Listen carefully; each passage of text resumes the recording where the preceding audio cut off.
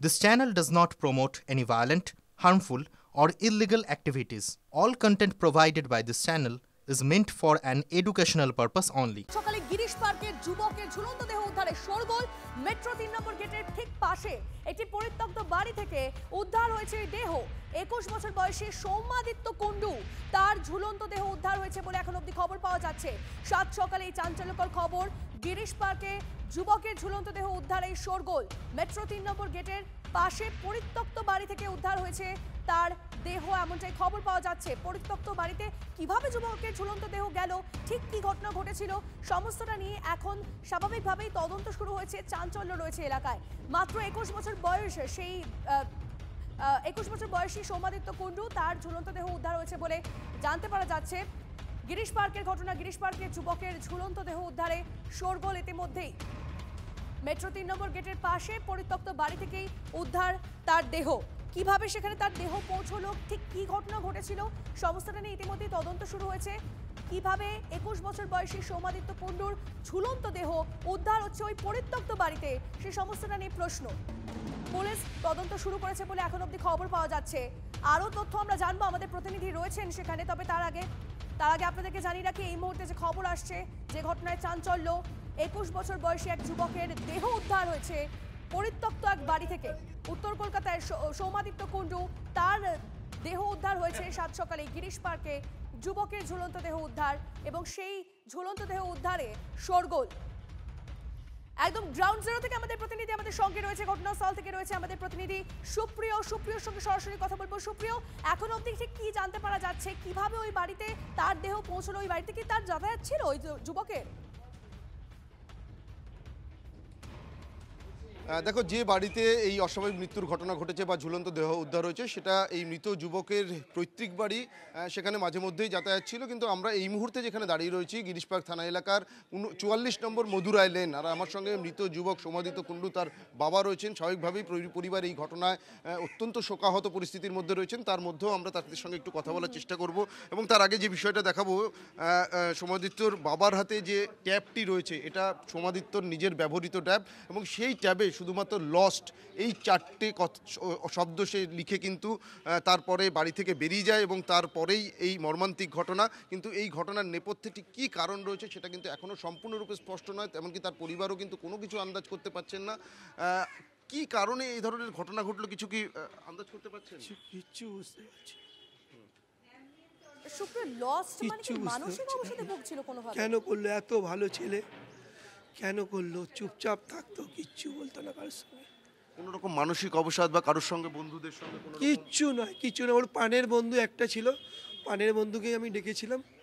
ও তো খুলে ওই লোকেশন ট্যাপ করে বললো না গিরিশ পার্কেই আসে। ও তো মানে কি ছটপট করছে কাটা ছাগলের মতন। মানে বিকেলের পর থেকে আর কোনো খোঁজ পাচ্ছিলেন না? ফোন করেও পাননি? না, ফোন বেরিয়ে যাচ্ছে। আমি তো ভাবেছি যে ফোন তো যখন হোক না কেন, ফোন আমাকে সঙ্গে সঙ্গে কল ব্যাক করতো। দিয়ে আমি একটু কাজে গিয়েছিলাম, তারপরেতে দিয়ে এসে ওর মাকে বললাম ও পিউষ এসে লোকেশান ট্যাপ করে ও যখন দেখেছে লোকেশানে যে গিরিশ পার্কে রয়েছে, সঙ্গে সঙ্গে পাগলের মতন টালা ভেঙে খুলে বসে পড়েছে। ও বোধহয় ভারী ওজন, ছিঁড়ে পড়ে গেছে।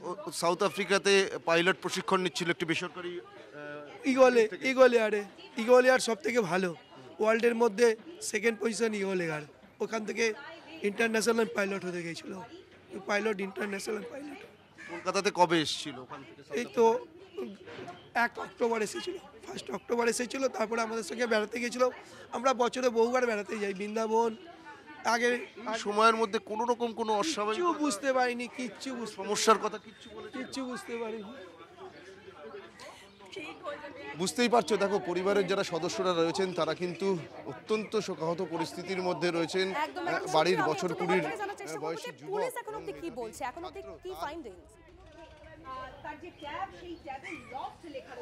দেখো, পরিবারের সদস্যরা গতকাল যে জায়গা থেকে তার দেহ উদ্ধার বা যে ফ্ল্যাট থেকে তার দেহ উদ্ধার করে ঝুলন্ত অবস্থাতে, সেখান থেকে দেহ উদ্ধারের পর ইতিমধ্যেই ময়নাতদন্তের জন্য পাঠানো হয়েছে। অস্বাভাবিক মৃত্যুর একটি মামলা রুজু করে গিরিশ পার্ক থানার পুলিশ তারা তদন্ত শুরু করেছে।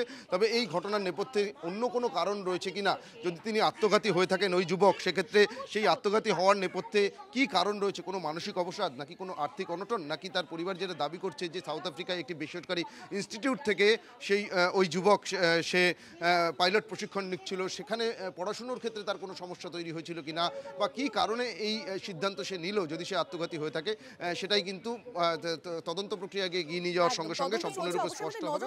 নজর থাকবে। সুপ্রিয়, ধন্যবাদ। এবার হাওড়ার দিকে নজর রাখতে হচ্ছে। হাওড়ায় বেসরকারি ব্যাংকের এটিএম এ আগুন। লুটের পর দুষ্কৃতীরা এটিএম এ আগুন ধরিয়ে দেয় বলে মনে করা হচ্ছে। পুড়ে ছাই গোটা এটিএম, যে ছবি আপনারা দেখছেন। ঘটনাস্থলে ডোমজুর থানা ও বাঁকড়া পুলিশ ফাঁড়ি। ঘটনাস্থল থেকে আমাদের প্রতিনিধি সুব্রত রয়েছে, সুব্রতর সঙ্গে সরাসরি কথা বলবো। সুব্রত, সকালে যখন তোমার সঙ্গে কথা হচ্ছিল তখনও অবধি পুলিশ অনুমান করছিল যে লুট করার পর এই এটিএম জ্বালিয়ে দেওয়া হয়েছে বলে খবর পাওয়া যাচ্ছিল, অনুমান করা হচ্ছিল। এখন অবধি কি তাই তথ্য আসছে সামনে? দেখো, একেবারে সকালে যেটা অনুমান করা হচ্ছিল লুট করে এটিএম পুড়িয়ে দেওয়া হয়েছে, এখন কিন্তু তা সত্য বলেই প্রমাণিত হচ্ছে। কারণ এটিএম এর যে ভল্ট রয়েছে, তুমি দেখতেই পাচ্ছ এটিএমটি এখন বন্ধ করে রেখেছে তদন্তের সাথে। এটিএম এর যে ভল্ট রয়েছে সেই ভল্ট কিন্তু গ্যাস কাটার দিয়ে কাটা হয়েছে এমনটাই জানা যাচ্ছে, এবং দেখাও যাচ্ছে সেই ছবিতে গ্যাস কাটারের স্পষ্ট দাগ রয়েছে। পাশাপাশি তোমাকে দেখাবো ওইখানে সিসিটিভি কিন্তু ঘুরিয়ে দেওয়া হয়েছে এবং সেটাকেও পোড়ানোর একটা চেষ্টা চলেছে। ফলে বোঝাই যাচ্ছে যে দুষ্কৃতীরা এটিএম লুট করার পর সেখানে আগুন জ্বালিয়ে দিয়েছে তথ্য প্রমাণ লোপাট করতে। তবে কত টাকা খোয়া গিয়েছে বা কত টাকা এখান থেকে লুট হয়েছে এখনো পর্যন্ত না জানা গেলেও এলাকার মানুষ কিন্তু জানাচ্ছে যে মধ্যরাতে এই ঘটনা ঘটে, অর্থাৎ 2টোর পর এই ঘটনা ঘটে, যখন এলাকা ফাঁকা হয়ে যায়। সম্ভব তোমাকে বলেই রাখি, এই বাঁকড়া বাজার এলাকা, এখানে কিন্তু প্রচুর মানুষ অনেক রাত অবধি থাকে, তারপরেও এরকম একটা ঘটনা ঘটলো। ফলে বোঝা যাচ্ছে দুষ্কৃতীরা একেবারে তৈরি হয়েই তারা এসেছিল। এবং আমার সামনে এখানকার স্থানীয় মানুষরা রয়েছে। দাদা, কি দেখেছেন সকালবেলা? কি আমি এক্ষুনি এসেছি, আমি ছিলাম। লুট হয়েছে তো? আমি দেখিনি।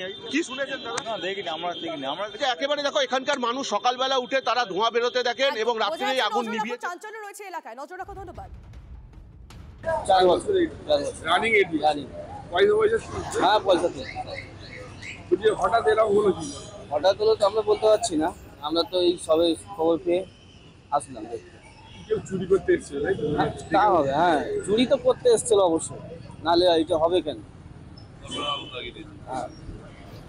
সিকিউরিটি থাকে না? সিকিউরিটি থাকে বলতে এখানে দরবান থাকে ভেতরে, না এটিএম এর সিকিউরিটি থাকে।